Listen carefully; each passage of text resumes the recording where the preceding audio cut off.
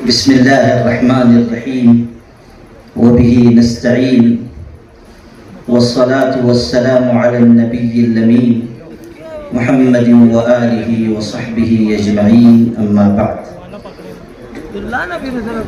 حضرات علماء کرام، معززین شہر و علاقہ و خطہ اور حاضرین مجلس، آج کا یہ پروگرام، آج کی یہ کانفرنس اس لحاظ سے بڑی اہم ہے کہ اس میں 5 اضلاع کے اہم ذمہ دار سماجی کارکنان اور مساجد اور مدارس سے جڑے ہوئے افراد جمع ہیں، اور یہ بھی بڑی اہم بات ہے کہ ایسی قانونی اور خشک باتیں اتنے دھیان، توجہ اور اہمیت کے ساتھ لوگ سن رہے ہیں۔ یہ آپ کی ان موضوعات سے دلچسپی کی نشانی ہے۔ یہاں پر قانونی معلومات فراہم کی گئی مختلف موضوعات سے متعلق، اور میں سمجھتا ہوں کہ بہت اہم، بہت ہی قابل عمل باتیں یہاں سامنے آئی ہیں۔ یہ گزارش کرنا میں اپنی ذمہ داری سمجھتا ہوں کہ آپ سب اپنی اپنی سطح پر ان قانونی معلومات کی روشنی میں مساجد کو، مدارس کو، وقف جائیدادوں کو، تعلیمی اداروں کو مضبوط بنانے کی کوشش کریں۔ یقیناً آج کی اس کانفرنس سے آپ کو معلومات ملی ہے، لیکن یاد رکھیے، علم اور ارادہ بنیاد فراہم کرتے ہیں، کام تو اقدام و عمل سے بنتا ہے۔ یہاں سے جانے کے بعد زمینی سطح پر آپ لوگوں کو محنت کرنی ہوگی اور جان توڑ محنت کرنی ہوگی۔ ہمارے شہر کے ایک شاعر ادیب مالیگاوی نے کہا تھا، احساس عمل کی چنگاری جس دل میں فروزاں ہوتی ہے، اس لب کا تبسم ہیرا ہے، اس آنکھ کا آنسو موتی ہے۔ تو اقدام و عمل کی راہ پر ہم کو اور آپ کو چلنا ہوگا تاکہ اس ملک میں ہم عزت کے ساتھ سر اٹھا کر جی سکیں۔ یقیناً حالات مشکل ہیں، لیکن اس بات کو ذہن میں رکھیے کہ مسائل چاہے جتنے پیچیدہ ہوں، قانونی ہو یا لا قانونی ہو، اگر ہم عزم اور ہمت کے ساتھ آگے بڑھیں گے تو کوئی مسئلہ ایسا نہیں ہے جو حل نہ ہو سکے۔ کہنے والے نے کہا تھا، مسائل کیسے بھی ہوں تا قیامت رہ نہیں سکتے، یہ ظالم ظلم کی بن کر علامت رہ نہیں سکتے۔ جن کا عزم ہے کہ ہم کو چین سے جینے نہیں دیں گے، وہ جان لیں کہ خود بھی سلامت رہ نہیں سکتے۔ حضرات گرامی، یہاں قانونی باتیں عرض کی گئی ہیں اور یہ بہت اہم ہیں۔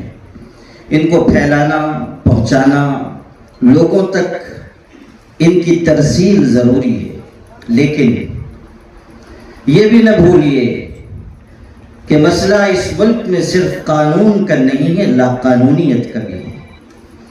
قانون کا جو مسئلہ ہوگا، آپ کاغذات کی بنیاد پر، آپ قانون کی بنیاد پر، آپ ڈاکومنٹ کی بنیاد پر اس کو حل کر سکیں گے۔ لیکن جہاں لوگ اور وہ لوگ جو قانون کے حفاظت کا دعویٰ کرتے ہیں، اگر وہی لا قانونیت کی راہ پر چلنے لگے تو اس وقت آپ کے لیے لاہ عمل اور حکمت عملی یہ ہونی چاہیے کہ بجائے عافیت گاہوں کی تلاش کرنے کے آپ جرأت و ہمت اور عزم و عزیمت کے ساتھ اس لاقانونیت کا راستہ روکیے۔ ہمیشہ یاد رکھیے، جو قوم اپنے حق کے لیے آواز نہیں اٹھاتی ہے وہ ہمیشہ لاشیں اٹھایا کرتی ہے۔ اگر ہم اپنے حق کے لیے آواز نہیں اٹھائیں گے اور کاسے گدائی لے کر در در پر جائیں گے، کوئی ہمارا پرسان حال نہیں ہوگا۔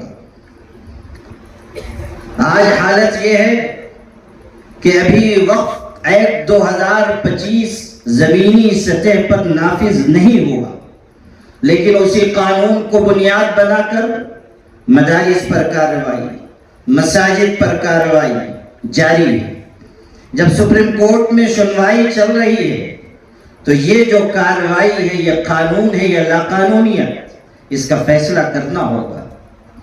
اور یہ بھی سمجھنا ہوگا کہ میدان میں شکست کھا جانا یہ کوئی بڑی بات نہیں ہے، لیکن کسی قوم کا شکست حوصلہ ہو جانا یہ خطرناک چیز ہے۔ ابھی میں گیا ہوا تھا یوپی، معلوم ہوا کہ صرف ایک ضلع میں عید کے بعد سے لے کر بقرعید سے پہلے تک 2 مہینے کی مدت میں 25 مدارس پر بلڈوزر چلا دیا گیا۔ اور دردناک بات جو آپ کو سچ سنانی ہے وہ یہ کہ 2 مدرسے ایسے کہ جہاں قانونی نوٹس دی گئی اور وہ لوگ مدرسہ چلانے والے اتنے خوفزدہ ہوئے کہ لوگ کیا ان کا مدرسہ توڑتے، انہوں نے اپنے ہاتھ سے مدرسے کو منہدم کر دیا۔ ابھی یہاں پونا کی بات ہو رہی تھی، پونا میں حاضر ہوا، وہاں کی مضافات کی 2 آبادیوں میں اسی طرح کا خوف کا ماحول بنایا گیا اور 2 مسجدوں کو مسلمانوں نے اپنے ہاتھ سے شہید کر دیا۔ یہ سچائی ہے جس کا ہم انکار نہیں کر سکتے، اور ہمیں اس وقت جہاں قانونی اعتبار سے اپنے آپ کو مضبوط اور مستحکم بنانے کی بات کرنی چاہیے، اسی کے ساتھ ساتھ ہمیں یہ بات بھی کہنی چاہیے کہ مسلمان پست حوصلہ نہ ہو، مسلمان اپنے آپ کو خوف و ہراس کے ماحول کا شکار بنا کر لوگوں کے آگے سر جھکانے والے نہ بنے۔ مرد حق باطل سے ہرگز خوف کھا سکتا نہیں، سر کٹا سکتا ہے لیکن سر جھکا سکتا نہیں۔ ہم ان کی اولاد نہیں ہیں جنہوں نے انگریزوں کی جیل کے ڈر سے معافی نامے داخل کر کے اپنے آپ کو خلاصی، نجات اور چھٹکارے کی راہ پر رکھا۔ ہم ان کی اولاد ہیں، ہم حضرت حسین رضی اللہ عنہ کے نام لیوا ہیں کہ جو سر کٹا سکتے ہیں لیکن سر نہیں جھکا سکتے ہیں۔ یہ تاریخ ہمیں یاد رکھنی ہوگی اور اپنی قوم کو بار بار یاد دلانی ہوگی۔ یہاں بہت سارے مسائل پر قانونی بات ہوئی، وقت پر بھی بات کی گئی، میرے آنے سے پہلے بھی اس موضوع پر گفتگو ہوئی ہوگی۔ اس وقت وقف ایکٹ 2025 سب سے زیادہ سنگین مسئلہ ہے۔ پہلے یہ ہوتا تھا کہ کوئی ایک قانون لایا گیا، کوئی ایک چیز اس سے متاثر ہوئی، لیکن یہ وقف ایکٹ ایسا ہے کہ ایک قانون ہے جو 10 جگہ ہمیں متاثر کر رہا ہے اور پریشان کر رہا ہے۔ یہ نہ سمجھیے کہ 2-4 ایکڑ زمین کا معاملہ ہے یا 400 ایکڑ زمین کا معاملہ ہے۔ یہ وقف ایکٹ 2025 ایسا خطرناک ہے کہ اس کے نافذ العمل ہونے کے بعد مسجد، مدرسہ، قبرستان، عیدگاہ، یتیم خانے، عاشور خانے، درگاہیں، خانقاہیں، ہمارے تعلیمی، سماجی، رفاہی ادارے سب معرض خطر میں آ جائیں گے۔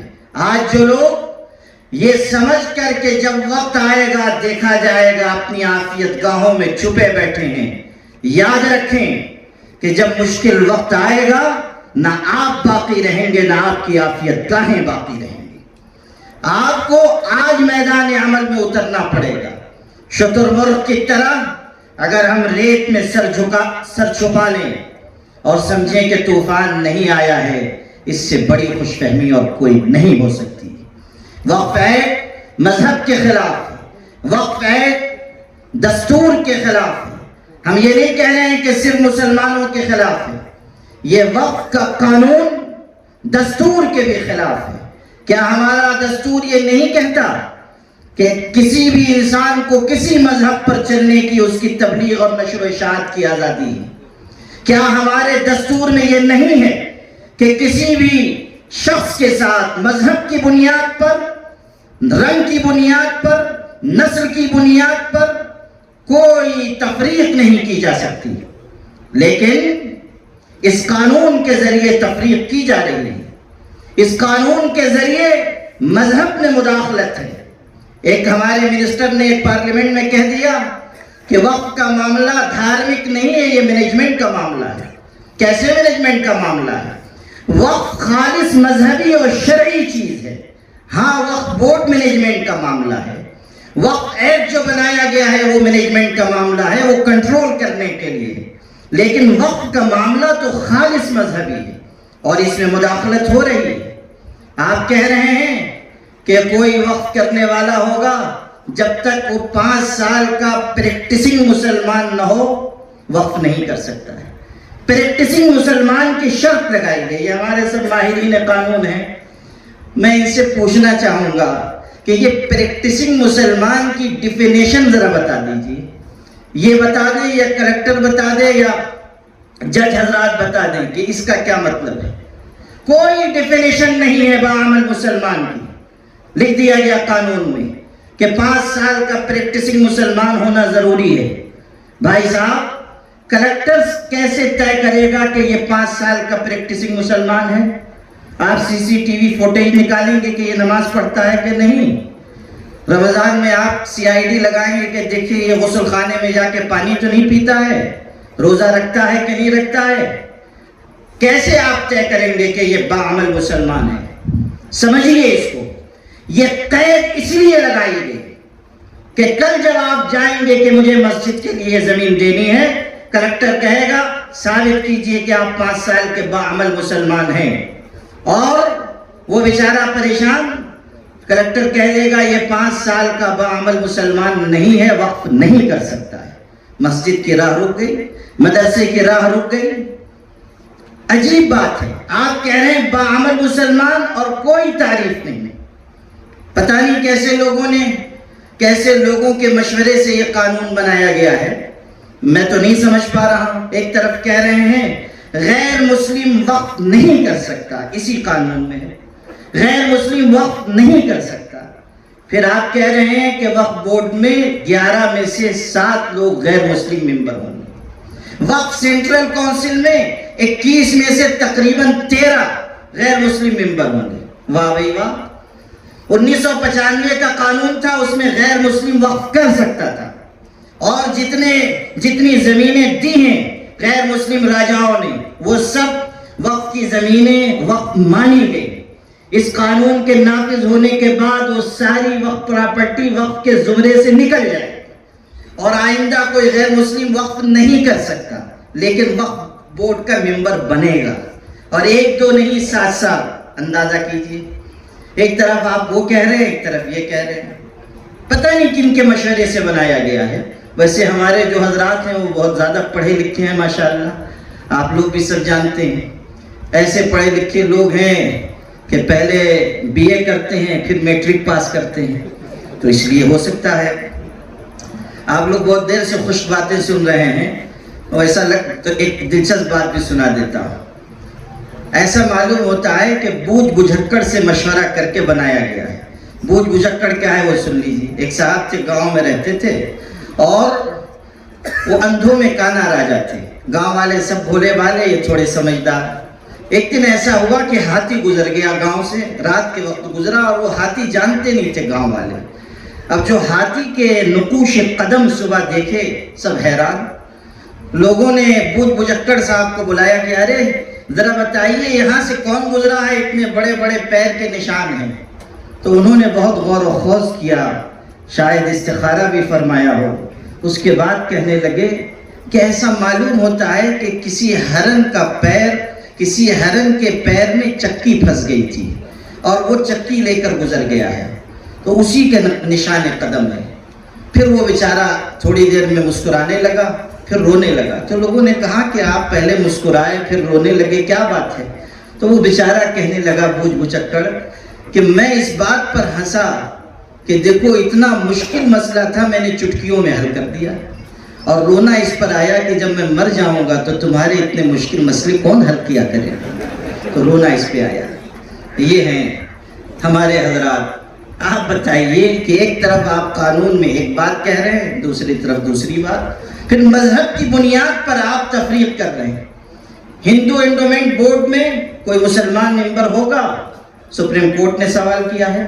سکھوں کے اوقاف میں کوئی مسلمان ممبر ہوگا یا کسی دوسرے مذہب کا آدمی؟ وہاں نہیں، لیکن یہاں آپ لانا چاہ رہے ہیں، اور قانونی اعتبار سے آپ اس کو مضبوطی دینا چاہ رہے ہیں۔ کیوں؟ سمجھیے اس کو بھی۔ کئی نشانے لگائے جا رہے ہیں، اور ان میں سے ایک نشانہ یہ بھی ہے کہ مزید دوریاں پیدا کی جائیں، مزید فاصلے پیدا کیے جائیں، لوگوں کو ایک دوسرے سے بیزار کیا جائے، نفرت کی آبیاری کی جائے۔ کہنے والے نے کہا تھا یقین ہو نہ ہو بات تو یقین کی ہے، ہمارے جسم کی مٹی اسی زمین کی ہے، میرے وطن کے لوگ سبھی بھائی بھائی ہیں، یہ دوریوں کی سیاست کسی کمین کی ہے۔ یہ جو فاصلے بڑھائے جا رہے ہیں اور کوشش کی جا رہی ہے کہ ایک دوسرے کے مقابل لا کر کھڑا کیا جائے، اس سے ہمارے ملک کا نقصان ہوگا۔ میں کہتا ہوں کہ ہمارے ہندو بھائی، ہمارے سکھ عیسائی بھائی سب ہمارے اپنے ہیں، اور ہم سب کو یکجٹ ہو کر جینا چاہیے۔ یہ ملک سب کا ہے، اور سب کو ایک ساتھ لے کر ہم آگے بڑھیں گے تب یہ ملک ترقی کر سکے گا۔ کوئی فاصلہ نہ ہو، کوئی دوری نہ ہو، کوئی نفرت نہ ہو۔ نفرت خاندانوں کو بھی توڑتی ہے اور ملکوں کو بھی توڑ دیا کرتی ہے۔ ہمیں محبت کا پیغام عام کرنا چاہیے۔ یہ بات ہم سب کو پوری قوت سے کہنی چاہیے کہ وقف جائیدادوں کے نام پر تفریق پیدا کی جا رہی ہے۔ ایک بات اور عرض کرنا چاہتا ہوں، چونکہ یہاں ہمارے شیخ آصف صاحب بھی ہیں، مستقیم ڈگنیٹی صاحب بھی ہیں، جنہوں نے اس کانفرنس کا انتظام و انصرام کیا ہے، اور ماشاءاللہ یہاں جنگل میں منگل کا سماں ہے اور بڑے اہم لوگ آئے ہوئے ہیں۔ میں عرض کرنا چاہتا ہوں کہ جہاں آپ حضرات نے ان 5 اضلاع کے لوگوں کو بلایا ہے، یہ ایک اچھی کامیاب کوشش ہے، لیکن مسئلہ ہماری پوری ریاست کا ہے، اور آپسی مشورے سے کم از کم ہم ماہرین قانون اور وکلاء کا ایک ایسا گروپ تشکیل دیں، ایک ایسی جماعت بنائیں کہ جہاں کہیں کسی مسجد یا مدرسے پر کوئی آنچ آئے، کوئی قانونی مسئلہ ہو، وہ رجوع کریں، اور وہ وکلاء اس میں قانونی معلومات بھی فراہم کریں، اور اگر ممکن ہو تو کیس بھی لڑیں۔ بہت مرتبہ ایسا ہو رہا ہے کہ علاقائی مسئلہ صرف اس وجہ سے پیچیدہ ہو جا رہا ہے کہ وہاں کے لوگ قانونی معلومات نہیں رکھتے، یا ان کے اندر جذبہ نہیں ہے۔ اگر آپ کی طرف سے ایک سپورٹ ملے گا، ایک اخلاقی مدد ملے گی، معلومات کی شکل میں ان کو اگر تھوڑی سی مضبوطی فراہم کی جائے گی، تو بہت سے مسائل انشاءاللہ بہت آسانی سے حل ہو جائیں گے۔ تو اس لیے میں گزارش کرتا ہوں کہ آج کی اس کانفرنس کے ذریعے صرف 5 اضلاع نہیں، ریاستی سطح پر ایک فیصلہ کیجیے، کوئی ایک ہیلپ لائن نمبر جاری کر دیجیے کہ اس ہیلپ لائن نمبر سے رابطہ کیجیے، اپنا مسئلہ بتائیے، ہم آپ کو جواب دیں گے۔ اور ایسا نہیں ہے کہ سب کام آپ کے سپرد ہے، ہم لوگوں کی جہاں مدد کی ضرورت پڑے ہم انشاءاللہ حاضر ہیں۔